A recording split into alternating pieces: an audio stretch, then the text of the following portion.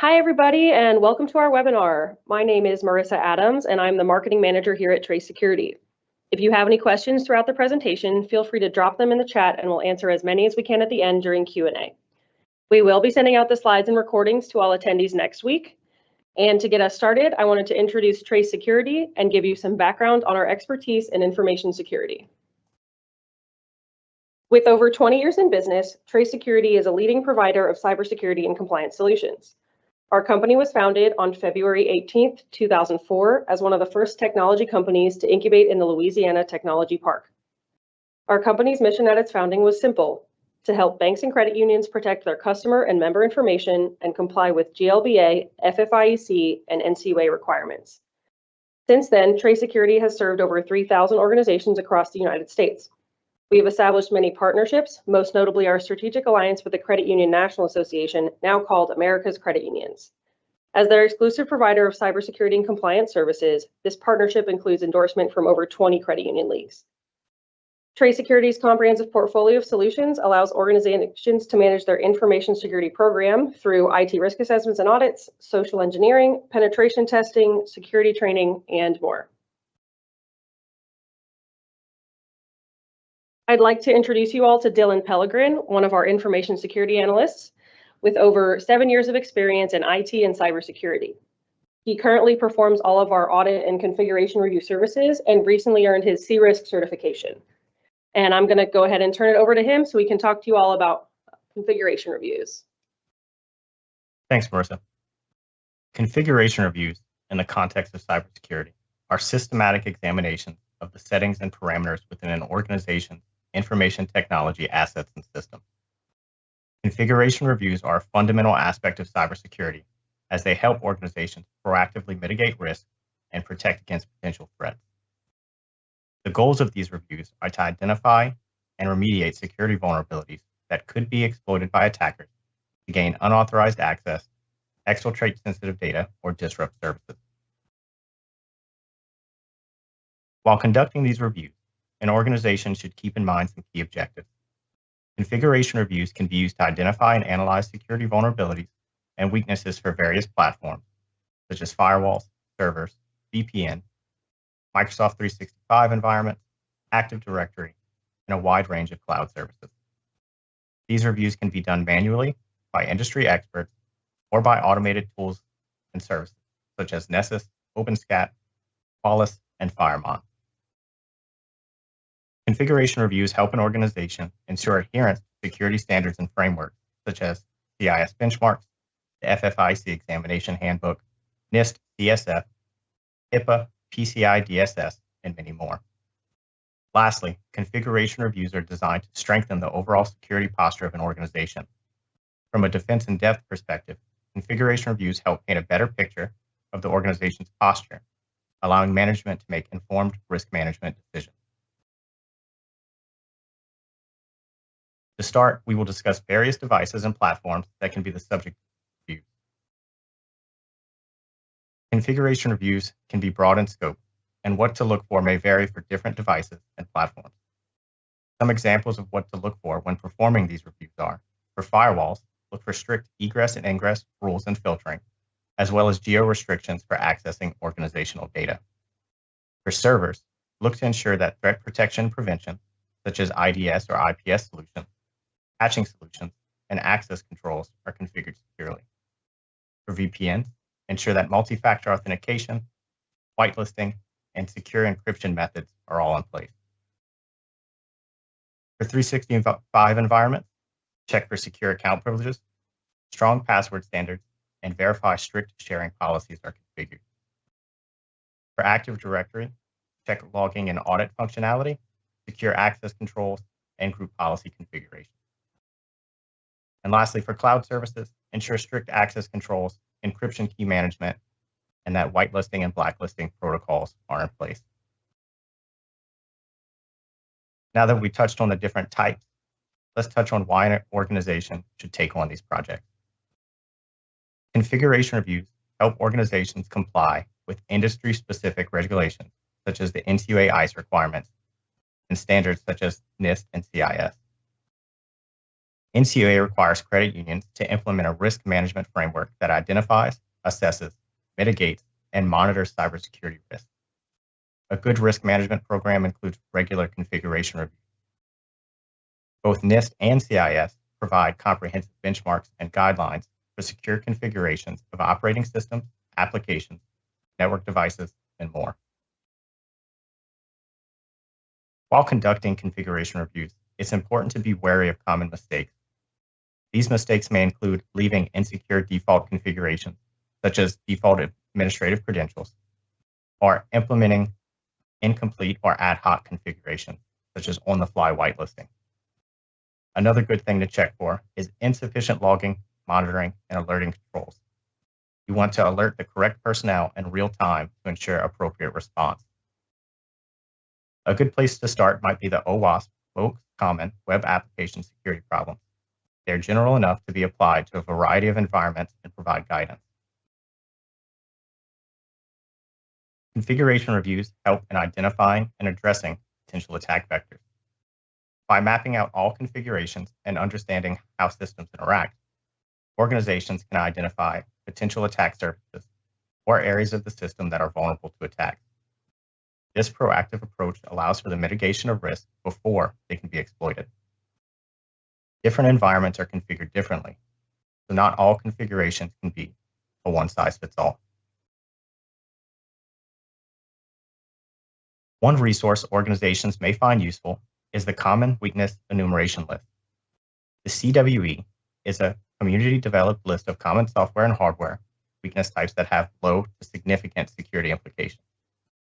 CWE defines weaknesses as a condition in a software, firmware, hardware, or service component list that under certain circumstances could contribute to the introduction of vulnerabilities. By bringing these weaknesses to light, software developers, hardware designers, and security architects can eliminate them in a more timely manner. A well-configured system can aid in prompt incident detection and response. Organizations can utilize a variety of frameworks when developing a well-rounded incident response program. One such framework, the NIST CSF, is structured around 5 core functions, each of which can be tied to an area where configurations play a huge role. Identify, such as your IDS or IPS solution. Protect, your advanced threat protection. Detect, alert and logging functionality. Respond, rules and automated responses, such as quarantining. Recover, recent backups, known good configuration states, and remediation efforts. It's important for incident response findings to be included in annual reviews and gap analysis as part of an organization's efforts for continuous improvement.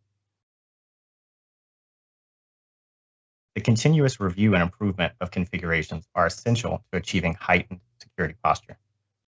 Continuous reviews help check for configuration creep, outdated software firmware versions, and access controls affected by employee turnover.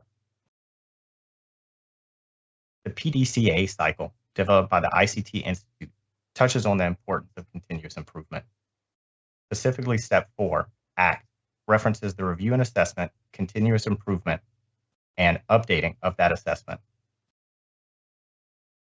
The cycle states that by continually cycling through these phases, organizations can ensure that their cybersecurity measures are systematically reviewed and improved. This proactive approach helps to adapt to new threats and vulnerabilities, ensuring a robust defense against cyber threats. Using software to check device configuration automatically helps find and sometimes fix mistakes faster and more accurately than manual efforts. Some of these tools include Nessus, OpenVAS, and Nmap. One newer tool brought to us by CISA is the 365 Scuba tool. The Scuba, or Secure Cloud Business Applications tool, is designed to enhance the security of cloud-based applications by providing secure configuration baselines and checking against them. No matter how robust an organization may be, they can still fall victim to a cyber attack. Microsoft recently fell victim to Midnight Blizzard, a Russia-based threat actor. In a statement made by Microsoft, Midnight Blizzard leveraged their initial access, to identify and compromise a legacy test application that had elevated access to the Microsoft corporate environment. The actor created other malicious applications. In a follow-up, Microsoft recommends organizations focus their efforts on the identity and alerting aspects of their cybersecurity programs as they attribute the recent breach to failures in these areas. This is a good example of how configuration creep and access control oversight can harm an organization.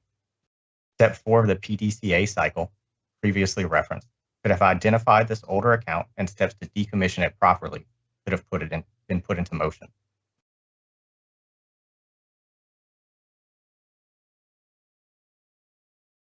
The services and applications that need configuration reviews protect so much of your company infrastructure.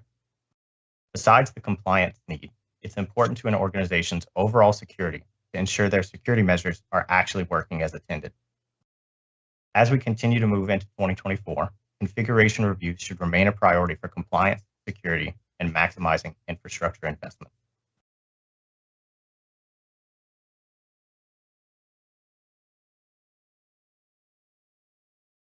All right, we are going to go ahead and get into some questions. Y'all feel free to drop any more as you think of them, and I'm going to go with what people have already submitted.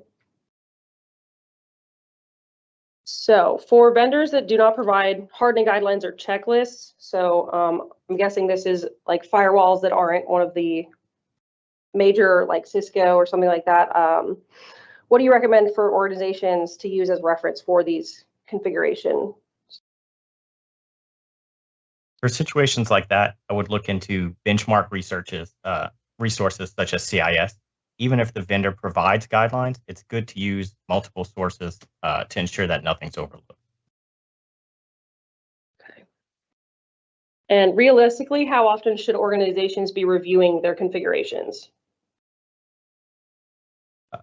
For larger institutions, quarterly reviews are recommended, especially for firewalls, while smaller institutions, annual reviews should be adequate.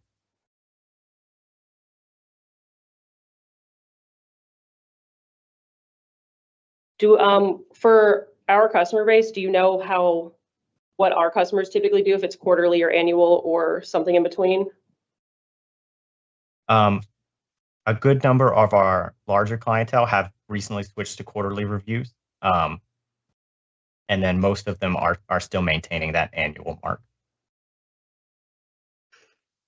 And what if a third party manages their firewalls and VPNs and such? How do we handle checking those configurations? We would treat that engagement like any of the other ones.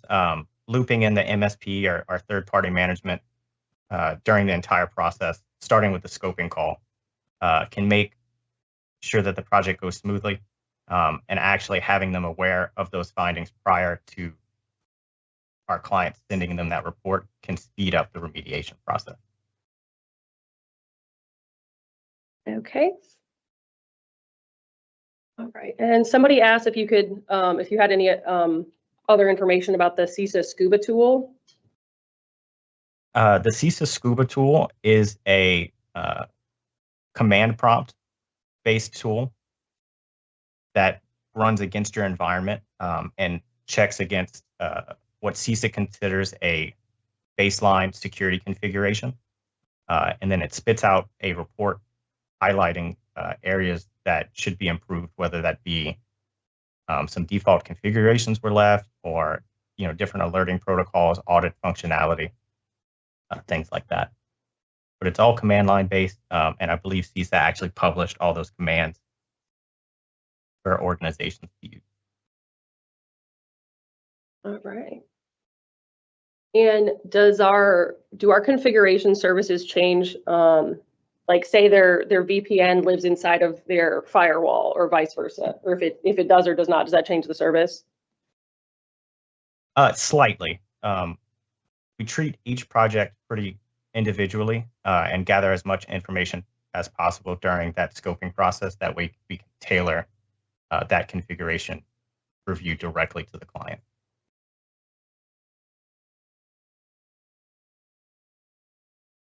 And what kind of services would the cloud configuration review be good for?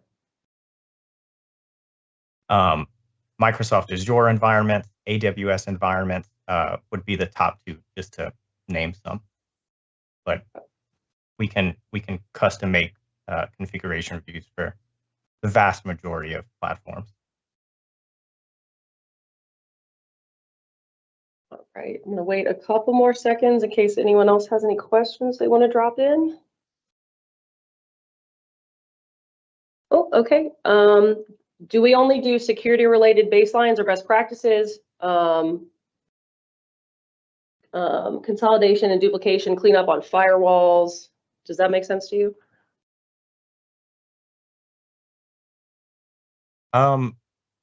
Consolidation, duplication, cleanup on firewalls, as opposed to other platforms, or I mean, because of course we do them for the firewalls themselves, and then we've also done security baseline reviews for servers, Active Directory, things of that nature, wireless configurations for access points, things like that.